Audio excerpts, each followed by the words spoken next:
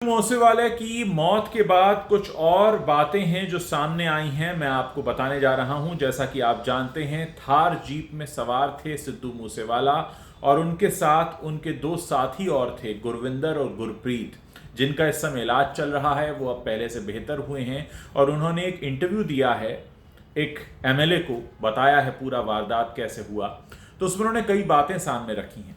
पहली बात तो यह है कि एक पहला सवाल ये उठता है कि बुलेट प्रूफ कार में क्यों नहीं निकले थे सिद्धू मूसेवाला। इसका जवाब उन्होंने ये दिया कि उनकी जो बुलेट प्रूफ कार है वो फॉर्च्यूनर है और जहां उन्हें जाना था उस दिन, वो जगह उनके घर से ज़्यादा दूर नहीं थी, इसलिए फैसला ये लिया गया कि चलो थार से चलते हैं। थार में 5 लोगों के बैठने की जगह नहीं थी। अगर 2 बॉडीगार्ड साथ में आते तो 3 ये लोग थे, गुरविंदर, गुरप्रीत, सिद्धू मूसेवाला, और 2 गार्ड हो जाते। तो क्योंकि थार एक छोटी गाड़ी है, उसमें 5 लोगों के बैठने की जगह नहीं थी, इसलिए फैसला ये लिया गया कि हम तीनों ही चलते हैं। जैसे ही घर से रवाना हुए सिद्धू मूसेवाला, उन्हें ये लगा कि कोई उनका पीछा कर रहा है। पहले उन्हें लगा कि कोई फैन होगा जो शायद उनकी पिक्चर क्लिक करना चाहता है, इसलिए उन्होंने ज़्यादा ध्यान नहीं दिया। फिर थोड़ा आगे चलकर उनको लगा कि शायद कुछ खतरा हो सकता है और खतरे को भांपकर उन्होंने अपने साथ बैठे गुरप्रीत और पीछे बैठे गुरविंदर से ये कहा कि तुम चिंता मत करो, मेरे पास भी पिस्टल है।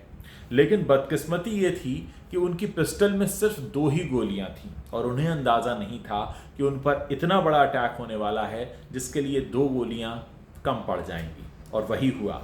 पहले उनकी गाड़ी को फायर करके पंक्चर किया गया और उसके बाद ऑटोमेटिक हथियारों से उनके ऊपर फायरिंग शुरू हुई। इसके जवाब में सिद्धू मूसेवाला ने 2 फायर किए, क्योंकि वो 2 ही फायर कर सकते थे, उनकी पिस्टल में 2 ही गोलियां थीं। लेकिन सामने से आती तेज गोलीबारी की वजह से वो अपने साथ बैठे गुरप्रीत पर गिर पड़े और इसकी वजह से गुरप्रीत को तो गोलियां कम लगीं, लेकिन करीब 25 गोलियां बताते हैं कि सिद्धू मूसेवाला को लगीं और इसीलिए वो मौके पर ही ढेर हो गए। अब गुरप्रीत और गुरविंदर ने एक एमएलए के साथ हुई मुलाकात में इस पूरे सच को बताया है और हर कोई ये सोच रहा है कि काश उस दिन वो अपनी उस फॉर्च्यूनर गाड़ी से निकले होते, 2 बॉडीगार्ड साथ में होते, तो ये हादसा नहीं हुआ होता। यानी कोई पहले से उन पर नज़र रख रहा था कि वो घर में किस गाड़ी से निकलते हैं और कितने लोग उनके साथ हैं। बदकिस्मती ये थी कि उनके पास कोई ऑटोमेटिक हथियार नहीं था, कोई गनमैन नहीं था, उनकी गाड़ी बुलेट प्रूफ नहीं थी और उन्हें अंदाज़ा भी नहीं था कि ऐसा कुछ उनके साथ हो सकता है।